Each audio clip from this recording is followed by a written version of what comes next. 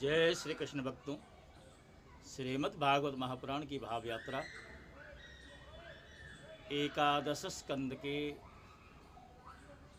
17वें अध्याय तक आ पहुंची है। और इस अध्याय में वर्णाश्रम धर्म का निरूपण किया गया है। उद्धव जी कहते हैं, यस्तवया भीतः पूर्वं धर्मस्त्वद्भक्तिलक्षणः वर्णाश्रमाचारवतां सर्वेषां द्विपदामपि।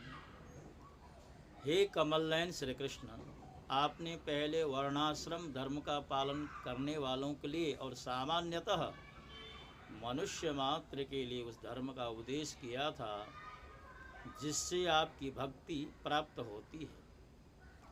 अब आप कृपा करके यह बताएं कि मनुष्य किस प्रकार से अपने धर्म का अनुष्ठान करे जिससे आपके चरणों में उसे भक्ति प्राप्त हो।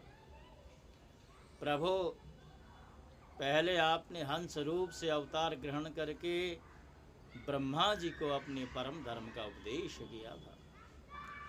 हे रिपुदमन, बहुत समय बीत जाने के कारण वह इस समय मर्त्यलोक में प्रायः नहीं सा रह गया है, क्योंकि आपको उसका उपदेश किए बहुत दिन हो गए हैं। हे अच्युत, पृथ्वी में तथा ब्रह्मा की उस सभा में भी जहाँ संपूर्ण वेद मूर्तिमान होकर विराजमान रहते हैं, आपके अतिरिक्त ऐसा कोई भी नहीं है जो आपके इस धर्म का प्रवचन, प्रवर्तन अथवा संरक्षण कर चुके। इस धर्म के प्रवर्तक, रक्षक और उपदेशक आप ही हैं। आपने पहले जैसे मधु दैत्य को मारकर वेदों की रक्षा की थी, वैसे ही अपने धर्म की भी रक्षा की। स्वयं प्रकाश परमात्मन जब आप पृथ्वी तल से अपनी लीला स्मरण कर लेंगे, तब तो इस धर्म का लोप ही हो जाएगा। तो फिर उसे कौन बताएगा? आप समस्त धर्मों के मर्मज्ञ हैं, इसलिए हे प्रभु, आप उस धर्म का वर्णन कीजिए जो आपकी भक्ति प्राप्त कराने वाला है, और यह भी बताएं कि किसके लिए उसका कैसा विधान है। सुखदेव जी कहते हैं कि राजन, जब इस प्रकार भक्त शिरोमणि उद्धव जी ने प्रश्न किया, तब भगवान श्री कृष्ण ने अत्यंत प्रसन्न होकर प्राणियों के कल्याण के लिए उन्हें सनातन धर्म का उपदेश किया। भगवान ने कहा, उद्धव, तुम्हारा प्रश्न धर्ममय है, क्योंकि इससे वर्णाश्रम धर्मी मनुष्यों को परम कल्याण स्वरूप मोक्ष की प्राप्ति हो जाती है। अतः मैं तुम्हें उन धर्मों का उपदेश करता हूँ, सावधान होकर के सुनो। जिस समय इस कल्प का प्रारंभ हुआ था और पहला सत्य युग चल रहा था, उस समय सभी मनुष्यों का हंस नामक एक ही वर्ण था। उस युग में सब लोग जन्म से ही कृतकृत्य होते थे, इसलिए उसका एक नाम कृत युग भी रखा गया है। उस समय केवल प्रणव ही वेद था और तपस्या, शौच, दया एवं सत्य रूप 4 चरणों से युक्त मैं ही वृषभ रूपधारी धर्म था। उस समय के निष्पाप एवं परम तपस्वी भक्तजन मुझ हंस स्वरूप शुद्ध परमात्मा की उपासना करते थे।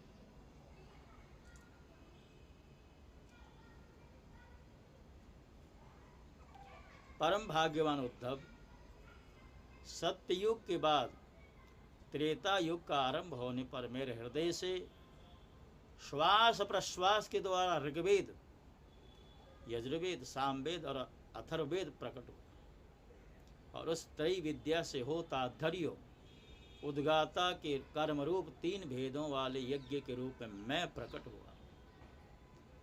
विराट पुरुष के मुख से ब्राह्मण, भुजा से क्षत्रिय, जंघा से वैश्य और चरणों से शूद्रों की उत्पत्ति हुई। उनकी पहचान उनके स्वभावानुसार और आचरण से होती है। हे उद्धव जी, विराट पुरुष भी मैं ही हूँ, इसलिए मेरे ही उरुस्थल से गृहस्थाश्रम, हृदय से ब्रह्मचर्याश्रम, वक्षस्थल से वानप्रस्थाश्रम और मस्तक से संन्यास आश्रम की उत्पत्ति हुई है। इन वर्ण और आश्रमों के पुरुषों के स्वभाव भी इनके जन्म स्थानों के अनुसार उत्तम, मध्यम और अधम हो गए। अर्थात उत्तम स्थानों से उत्पन्न होने वाले वर्ण और आश्रम के स्वभाव उत्तम और अधम स्थानों से उत्पन्न होने वालों के अधम हुए। शम, दम, तपस्या, पवित्रता, संतोष, क्षमाशीलता, सीधापन, मेरी भक्ति, दया और सत्य ये ब्राह्मण वर्ण के स्वभाव है। तेज, बल, धैर्य, वीरता, सहनशीलता, उदारता, उद्योगशीलता, स्थिरता, ब्राह्मण भक्ति और ऐश्वर्य ये क्षत्रिय वर्ण के स्वभाव है। आस्तिकता, दानशीलता, दंभहीनता, ब्राह्मणों की सेवा करना और धन संचय से संतुष्ट न होना ये वैश्य वर्ण के स्वभाव। ब्राह्मण, गौ और देवताओं की निष्कपट भाव से सेवा करना और उसी से जो कुछ मिल जाए उससे संतुष्ट रहना ये शूद्र वर्ण के स्वभाव है। अपवित्रता, झूठ बोलना, चोरी करना, ईश्वर और परलोक की परवाह न करना, झूठ मूठ झगड़ना और काम, क्रोध एवं तृष्णा के वश में रहना ये अंत्यजों के स्वभाव है। उद्धव जी, चारों वर्णों और चारों आश्रमों के लिए साधारण धर्म यह है कि मन, वाणी और शरीर से किसी की हिंसा न करे, सत्य पर दृढ़ रहे, चोरी न करे, काम, क्रोध तथा लोभ से बचें और जिन कामों के करने से समस्त प्राणियों की प्रसन्नता और उनका भला वही करें। ब्राह्मण, क्षत्रिय तथा वैश्य गर्भाधान आदि संस्कारों के क्रम से यज्ञोपवीत संस्कार रूप द्वितीय जन्म प्राप्त करके गुरुकुल में रहे और अपनी इंद्रियों को वश में रखे, आचार्य के बुलाने पर वेद का अध्ययन करे और उसके अर्थ का भी विचार करे। मेखला, मृगचर्म, वर्ण के अनुसार दंड, रुद्राक्ष की माला, यज्ञोपवीत और कमंडलू धारण करे, सिर पर जटा रखे, शौकीनी के लिए दांत और वस्त्र न धोवे, रंगीन आसन पर न बैठे और कुशा धारण करे, स्नान, भोजन, हवन, जप और मलमूत्र त्याग के समय मौन रहे और कक्ष तथा गुप्तेंद्रियों के बाल और नाखूनों को कभी न काटे, पूर्ण ब्रह्मचर्य का पालन करे, स्वयं तो कभी वीर्यपात करे ही नहीं, यदि स्वप्न आदि में वीर्य स्खलित हो जाए तो जल में स्नान करके प्राणायाम करे एवं गायत्री का जप करे। ब्रह्मचारी को पवित्रता के साथ एकाग्र चित्त होकर अग्नि, सूर्य, आचार्य, गौ, ब्राह्मण, गुरु, वृद्धजन और देवताओं की उपासना करनी चाहिए तथा सायंकाल और प्रातः काल मौन होकर संध्योपासन एवं गायत्री का जप करना चाहिए। आचार्य को मेरा ही स्वरूप समझे, कभी उनका तिरस्कार न करे, उन्हें साधारण मनुष्य समझकर दोष दृष्टि न करे, क्योंकि गुरु सर्वदेवमय होता है। सायंकाल और प्रातः काल दोनों समय जो कुछ भिक्षा में मिले वह लाकर गुरुदेव के आगे रख दे। केवल भोजन ही नहीं, जो कुछ हो सब तदनंतर उनके आज्ञानुसार बड़े संयम से भिक्षा आदि का यथोचित उपयोग करे। आचार्य यदि जाते हों तो उनके पीछे पीछे चले, उनके सो जाने पर के बाद बड़ी सावधानी से उनसे थोड़ी दूर पर सोवे। थके हों तो पास बैठकर चरण दबावे और बैठे हों तो उनके आदेश के प्रतीक्षा में हाथ जोड़कर पास में ही खड़ा रहे। इस प्रकार अत्यंत छोटे व्यक्ति की भांति सेवा शुश्रूषा के द्वारा सदा सर्वदा आचार्य की आज्ञा में तत्पर रहे। जब तक विद्याध्ययन समाप्त न हो जाए तब तक सब प्रकार के भोगों से दूर रहकर इसी प्रकार गुरुकुल में निवास करे और कभी अपना ब्रह्मचर्य व्रत खंडित न होने दे। यदि ब्रह्मचारी का विचार हो कि मैं मूर्तिमान वेदों की निवास स्थान ब्रह्मलोक में जाऊं, तो उसे आजीवन नैष्ठिक ब्रह्मचर्य व्रत धारण कर लेना चाहिए और वेदों की स्वाध्याय के लिए अपना सारा जीवन आचार्य की सेवा में समर्पित कर देना चाहिए। ऐसा ब्रह्मचारी सचमुच ब्रह्म तेज से संपन्न हो जाता है और उसके सारे पाप नष्ट हो जाते हैं। उसे चाहिए कि अग्नि गुरु अपने शरीर और समस्त प्राणियों में मेरी ही उपासना करे। ब्रह्मचारी वानप्रस्थ और सन्यासियों को चाहिए कि वे स्त्रियों को देखना, स्पर्श करना, उनसे बातचीत या हंसी मस्खरी आदि करना दूर से ही त्याग दे। हे उद्धव, शौच, आचमन, स्नान, संध्योपासन, सरलता, तीर्थ सेवन, जप, समस्त प्राणियों मुझे ही देखना, मन, वाणी और शरीर का संयम, यह ब्रह्मचारी, गृहस्थ, वानप्रस्थ और सन्यासी सभी के लिए एक सा नियम। नैष्ठिक ब्रह्मचारी ब्राह्मण इन नियमों का पालन करने से अग्नि के समान तेजस्वी हो जाता है। तीव्र तपस्या के कारण से कर्म संस्कार भस्म हो जाते हैं, अंतःकरण शुद्ध हो जाता है और वह मेरा भक्त होकर मुझे प्राप्त करता है। हे उद्धव, यदि नैष्ठिक ब्रह्मचारी ग्रहण करने की इच्छा हो न हो, गृहस्थाश्रम में प्रवेश करना चाहता हो, तो विधिपूर्वक वेदाध्ययन समाप्त करके आचार्य को दक्षिणा देकर उनकी अनुमति लेकर समावर्तन संस्कार करावे, स्नातक बनकर ब्रह्मचर्य आश्रम छोड़ दे।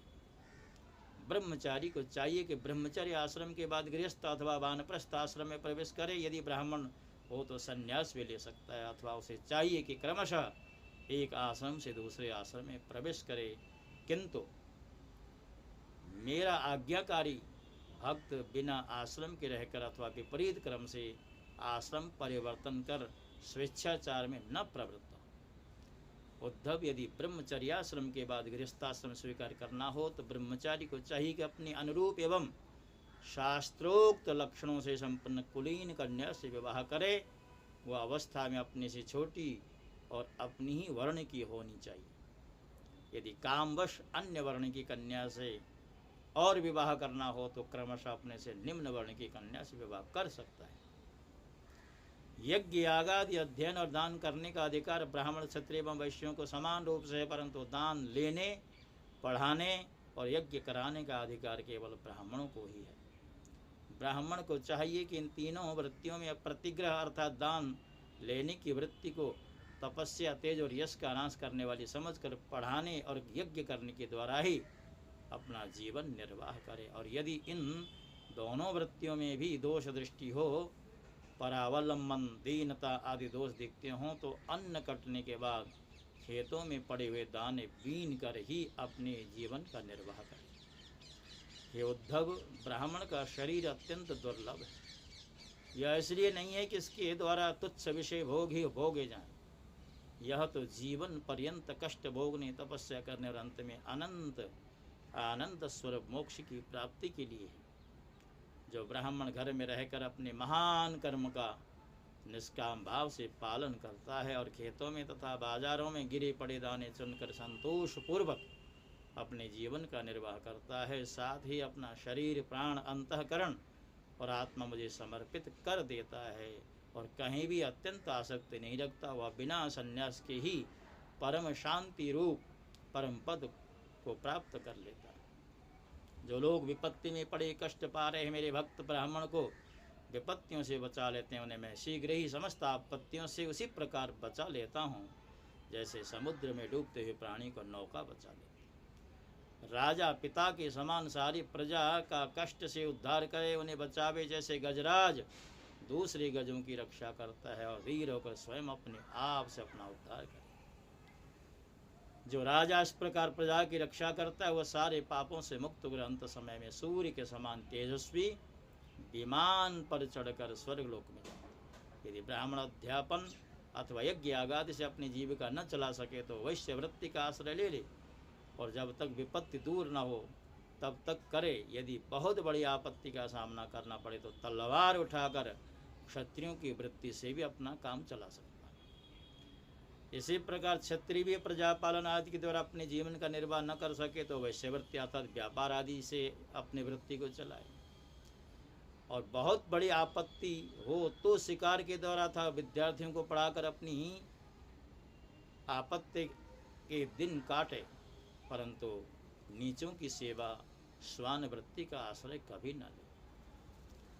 गृहस्थ पुरुष को चाहिए कि वेदाध्ययन स्वरूप ब्रह्म यज्ञ, तर्पण रूप पितृयज्ञ, हवन रूप देव यज्ञ, काक बलि आदि भूत यज्ञ और अन्नदान रूप अतिथि यज्ञ आदि के द्वारा मेरे स्वरूप भूत ऋषि देवता पितर मनुष्य एवं अन्य समस्त प्राणियों को यथाशक्ति उनकी पूजा करें। उद्धव गृहस्थ पुरुष कुटुंब में आसक्त न हो, बड़ा कुटुंब होने पर भी भजन में प्रमाद न करे। बुद्धिमान पुरुष को यह बात भी समझ लेनी चाहिए कि जैसे इस लोक की सभी वस्तुएं नाशवान है, वैसे ही स्वर्ग आदि परलोक के भोग भी नाशवान। यह जो स्त्री पुत्र भाई बंधु और गुरुजनों का मिलना जुलना ये वैसा ही है जैसे किसी प्याऊ पर कुछ बटोई इकट्ठे हो गए हों, सबको अलग अलग रास्ते जाना है। जैसे स्वप्न नींद टूटने तक ही रहता, वैसे ही इन मिलने जुलने वालों का संबंध ही बस शरीर के रहने तक, फिर तो कौन किसको पूछता है।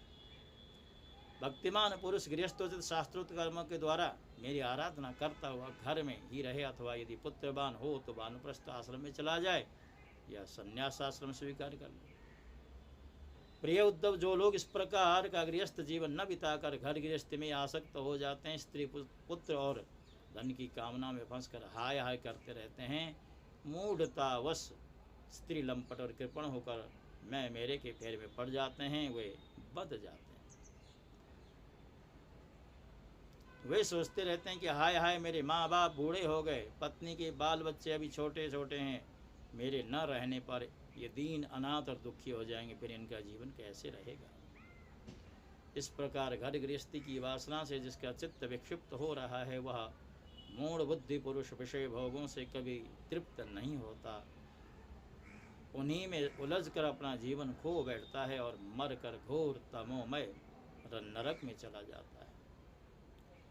तो भक्तों, ये जो अध्याय है जिसमें वर्ण और आश्रम की चर्चा की गई, अपने अपने वर्णानुसार क्या कुछ हमारे कर्तव्य हैं, इनका बोध भगवान ने उद्धव को कराया है।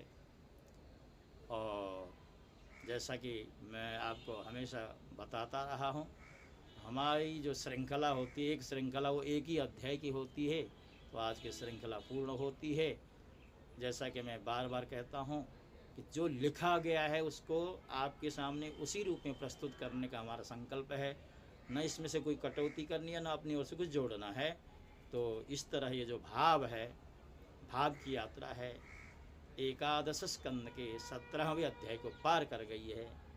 भगवान का धन्यवाद करते हुए, आपका धन्यवाद करते हुए आपसे विदा होता हूँ। जय श्री कृष्ण। ओम नमो भगवते वासुदेव।